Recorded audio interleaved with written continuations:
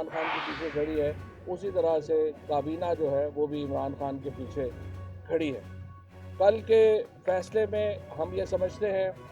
کہ جس قسم کا فیصلہ آیا ہے اس سے پارلیمنٹ کی جو سپریمیسی ہے وہ خطرے میں پڑ گئی ہے، اور جو سپریم کورٹ نے جس طریقے سے اجلاس بھی خود ہی طلب کیا، پھر اس کی ٹائمنگز بھی جو ہے اس کے میں سپریم کورٹ نے دی، اور جو فیصلہ ہے، رولنگ ہے جو اسپیکر کی، سپریم کورٹ کے پاس تو مواد ہی نہیں تھا کہ وہ رولنگ صحیح ہے یا غلط ہے۔ جب تک آپ کے پاس ایویڈنس ہی نہیں ہے، جب تک آپ کے پاس دستاویزات ہی نہیں ہے، تو آپ کیسے کنکلوڈ کر سکتے ہیں کہ اسپیکر نے اپنے مائنڈ کا، اپنے دماغ کا، اپنے فیصلے کا استعمال صحیح کیا یا غلط کیا؟ اگر آپ اس نتیجے پہ پہنچنا چاہتے تھے کہ رولنگ صحیح ہے یا غلط ہے، تو پھر آپ کو وہ مواد دیکھنا چاہیے تھا نا جو کہ اسپیکر کے پاس تھا، یا جس کی بنیاد پہ اسپیکر نے اس فیصلے تک پہنچے۔ تو اس کے اوپر بھی جو ہماری قانونی ٹیم ہے وہ ریویو کے اوپر بھی دیکھ رہی ہے، اور دیگر جو قانونی آپشنز ہیں ان کو بھی ہم دیکھ رہے ہیں۔ اس کے ساتھ ساتھ سپریم کورٹ نے ایک اور بھی جو اس فیصلے میں ایک حیرت انگیز فیصلہ کیا ہے،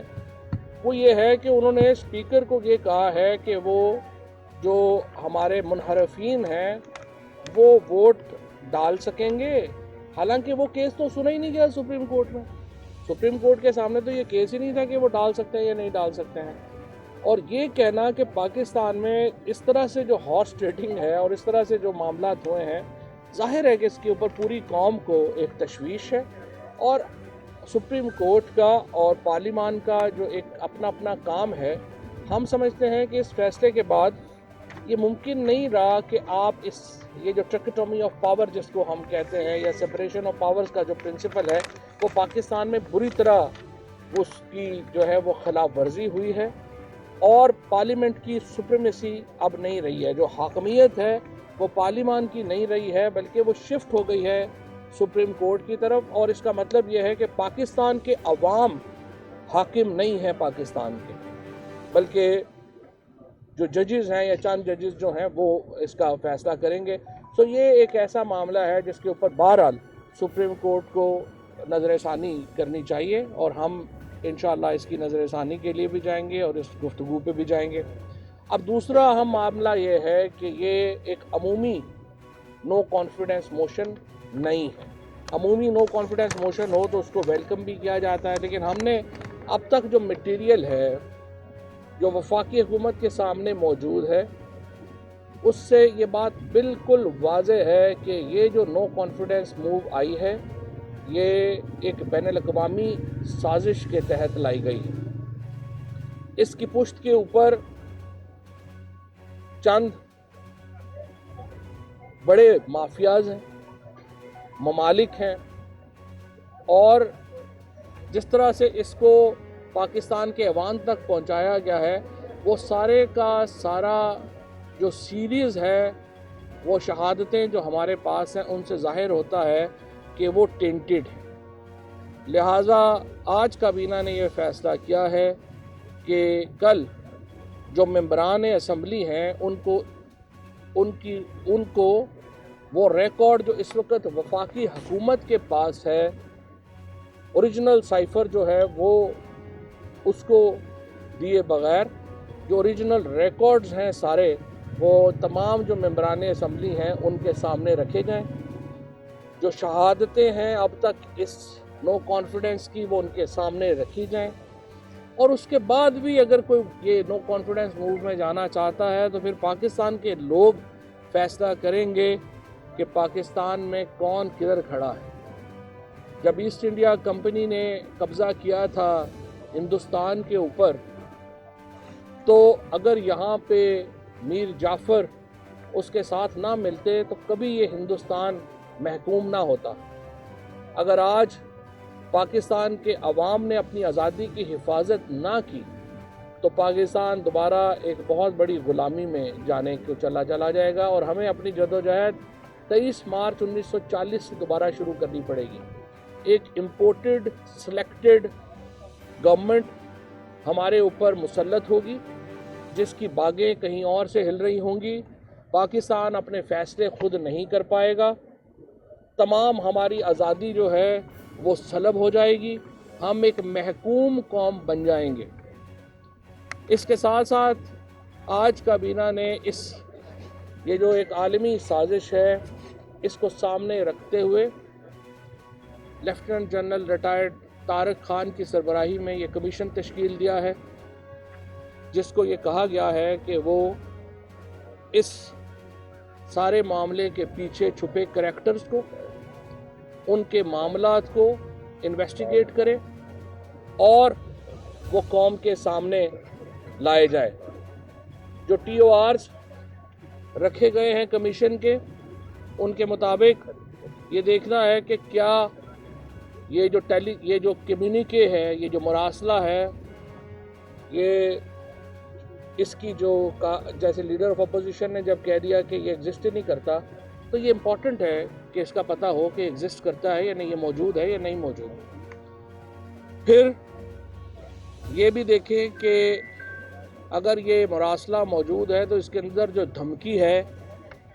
हुकूमत बदलने की, यानी रजीम चेंज की जो धमकी है, वो मौजूद है या नहीं मौजूद। फिर तीसरा इसके अंदर जो अहम सवाल है वो ये है कि इसके लोकल हैंडलर्स कौन थे।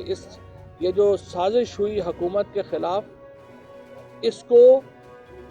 आगे लेके जाने के लिए हैंडलर्स कौन से इस्तेमाल हुए। ज़ाहिर है सारी अपोजिशन के MNAs जो हैं या पाकिस्तान के MNAs जो हैं वो तो साजिश में शरीक नहीं है। मखसूस लोग हैं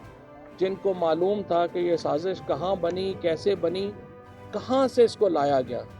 उसकी तहकीकात होनी चाहिए। फिर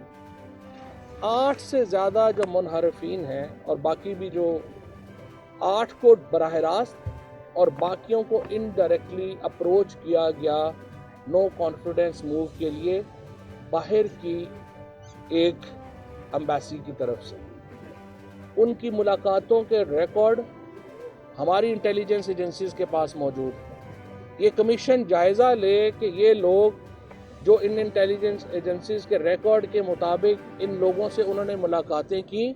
उन्होंने उनमें क्या गुफ्तगू की, उन्होंने उनसे क्या कमिटमेंट्स की, और बिल आखिर ये जो मंसूबा जिस तरीके से आगे बढ़ा, ये कैसे आगे बढ़ा। ये वो तफसीलात हैं जिसका जायज़ा ये कमीशन लेगा, और इस कमीशन को 90 दिन दिए गए हैं। उसके साथ एक और अहम जो इस कमीशन के ज़िम्मे इख्तियार दिया गया है वो ये है कि ये कमीशन अपनी तहकीकाती टीमें कॉन्स्टिट्यूट कर सकेगा, तहकीकाती टीमें बना सकेगा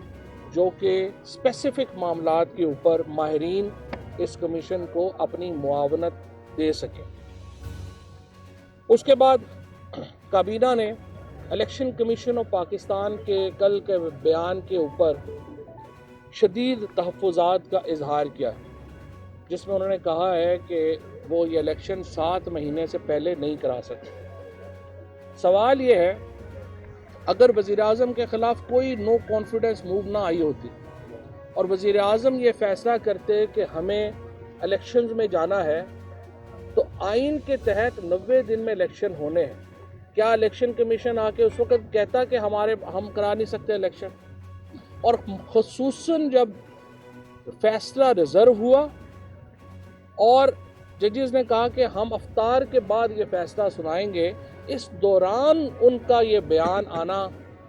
बहुत सारे सवालात को जन्म देता है। तो काबीना ने आज ख़ुसूसन चीफ़ इलेक्शन कमिश्नर के कंडक्ट के ऊपर और चीफ़ इलेक्शन कमीशन के ऊपर अपने शदीद तहफ़्फ़ुज़ात का इजहार किया है। काबीना ने यह करार दिया है कि इलेक्शन कमीशन की जो कल का बयान था सुप्रीम कोर्ट में, जिसमें उन्होंने कहा कि उन्हें वफाकी हुकूमत की तरफ से डीलिमिटेशन यानी नए हल्का बंदियों के लिए मुआवनत नहीं मिली, उसको हक़ाइक़ के मुनाफी समझा जाए। वफाकी हुकूमत पूरी तरह इलेक्शंस करवाने के लिए इलेक्शन कमीशन की मुआवनत के लिए तैयार है, और हम तो 2 सालों से मुसलसल इलेक्शन कमीशन को ये कह रहे हैं कि वो इलेक्शन के लिए तैयारी करे, ख़ुसूसन जो EVM मशीन्स का मामला था और फिर ओवरसीज़ पाकिस्तानीज़ की वोट का मामला था। और अब इलेक्शन कमीशन कह रहा है कि ओवरसीज़ वोट्स को तो आप छोड़ ही दें, हम तो मुकामी लोगों की वोटें भी नहीं करा सकते। मुझे आप बताइए, कोई भी मुल्क 7 महीने बगैर हुकूमत के कैसे चल सकता है? क्या केयर टेकर गवर्नमेंट 7-8 महीनों के लिए पाकिस्तान के अंदर जो है वो इन हालात में, इन मुआशी हालात को काबू कर सकती है? हमें फ़ौरन एक मुस्तहकम हुकूमत की तरफ जाना चाहिए, जिस तरह कल चीफ जस्टिस साहब ने भी ऑब्ज़र्व किया। अगर पाकिस्तान में इस वक्त मुस्तहकम हुकूमत नहीं होगी तो वो ना मुआशी फ़ैसले कर सकेगी, ना सियासी फ़ैसले कर सकेगी, ना ख़ारजी फ़ैसले कर सकेगी। हमने बड़ी मुश्किल से पाकिस्तान में लोगों को रिलीफ दिया था, हमने तेल की कीमत कम की, हमने बिजली की कीमत कम की, और हमने पाकिस्तान को 5.4% के ग्रोथ रेट के ऊपर लेके गए। ये सारी जो मामला है इस मूव के बाद एक हाथ से निकलता हुआ नज़र आ रहा है, और हम ये देख रहे हैं कि पाकिस्तान की मईशत जो है वो शदीद मसाइल का शिकार है, और हम ये समझते हैं कि इलेक्शन कमीशन का बयान गैर ज़िम्मेदाराना था, और अब फौरी तौर के ऊपर इलेक्शन कमीशन अपने जो उनका बयान है उस पर नज़र षानी करे, और 90 दिन के अंदर इंतखाबात हर हालत में होने चाहिए। जहाँ तक नो कॉन्फिडेंस मूव का ताल्लुक है, हम सुप्रीम कोर्ट को फिर कहेंगे कि वो नज़र षानी करें, लेकिन हम हर तरह के जो हालात हैं उनका मुकाबला करने के लिए तैयार हैं। मैं सिर्फ ये बता दूं, फ़िलहाल सिर्फ इतना बता दूं कि इमरान खान अभी वज़ीर आज़म हैं और रहेंगे। हमें नहीं हो रही है, क्यों नहीं? सर कल ऑर्डर ऑफ द डे आ गया, कल ऑर्डर ऑफ द डे आ गया है, और आप क्या समझते हैं कि कल जो वोटिंग होगी, जो आप कह रहे हैं कि शवाहिद भी हम रखेंगे अरकान के सामने, तो ये कल वोटिंग हो जाएगी, सुप्रीम कोर्ट का ऑर्डर ओबे होगा? ये मुझे तो नहीं पता, ये तो स्पीकर साहब जो है उन्होंने फैसला करना होता है। किस तरह ये बताइएगा कि बज़ाहिर जो नज़र आ रही है सूरत एक दिन का हुकूमत रह गई है, क्योंकि इस वक्त अपोजिशन अपनी स्पीच शो कर चुकी है, तो ऐसे में कमीशन की तश्कील और कबीना का इजलास बना, क्या ये बेहतर ना होता है इखलाकी तौर पर कि चूँकि अब आप अक़लियत में आ गए हैं तो आप अपोजिशन में जाकर ये मुतालबा करते हो और इनसे कमीशन बनवाते हैं ताकि ये सारा मामला? पहली बात तो ये है कि इखलाक का सबक जो है वो तो उस अपोजिशन को देना चाहिए जिन्होंने लोगों को ख़रीदा, जिन्होंने बैरून मुल्क बैठ के एक इम्पोर्टेड लीडरशिप लाने की कोशिश की, जिन्होंने पाकिस्तान के अवाम को, जिन्होंने पाकिस्तान को एक समझिए कि ऐसी रियासत बनाने की कोशिश की जो कि ज़हनी तौर के ऊपर और हर तरह से एक डिपेंडेंट गवर्नमेंट हो, जो माजूर हुकूमत हो। और हम पाकिस्तान के लोग, और ख़ुद ही लीडर ऑफ अपोजिशन कह रहे हैं, हम तो भिखारी हैं। जो भिखारियों, जिस लीडर की सोच ही ये हो कि हम भिखारी हैं, उसको मुल्क के ऊपर मुसल्लत करने की कोशिश की जाए, और आपका ख्याल है कि तहरीक इंसाफ और इमरान खान उसको रेजिस्ट नहीं करेंगे, ये मुमकिन नहीं है। हुकूमत का कल प्लान किया सुप्रीम कोर्ट के फैसले की रोशनी में स्मूथ हो जाएगा जो है? शाकर, अब बात यह है कि अगर सरप्राइज यही दे दिया फिर सरप्राइज करना ना सरप्राइज जी। काशिफ कि इस्तीफों के हवाले से तो गुफ्तगू हुई, पार्टी का इजलास भी आपका हो चुका, और दूसरा ये आप कमीशन बना रहे हैं, इसमें अस्करी क़यादत ऑन बोर्ड है, और आखिरी जो आपने बगावत के मुकदमा का बात की थी उसको कोई बात नहीं, वो तो अब कमीशन का हिस्सा बन गया है टर्म्स ऑफ रेफरेंस का, तो वो वही फैसला करेंगे। हमने जो रिकमेंडेशन दी थी वो इसमें जो है वो मर्ज हो गई है। और दूसरों इस्तीफ़े मुझे लगता है कि सारे इकट्ठे ही देंगे, अपोजिशन और हम। सर एक चीज़ बता दें सर, एक चीज़ आखिरी सर, ये अगर हुकूमत पीटीआई की ख़त्म होती है, लोगों का बड़ा कंसर्न है कि उनका ये है कि ये हेल्थ कार्ड के ऊपर क्या बनेगा? क्या ये नहीं, हेल्थ कार्ड के तो 3 साल के पैसे एलोकेटेड हैं, और बाकी सारा है वो भी दिया हुआ है, सो कोई हुकूमत उसको रिवर्स नहीं कर सकती, और इंशाल्लाह वैसे भी हम कहीं नहीं जा रहे। साकिब सर अदम एतमाद पे कल वोटिंग होनी है कल, और पंजाब की क्या सूरत हाल है सर? पंजाब का मामला, पंजाब में अभी हमने जो हमारे मुनहरफीन हैं उनको नोटिस दे दिए, और कानून के मुताबिक जो है वो आगे बढ़ेंगे। मेरा ख्याल है, पिछली दफ़ा भी मैंने कहा था कि चिकने टंगी हुई रह जाएंगी, तो इंशाल्लाह देखते हैं।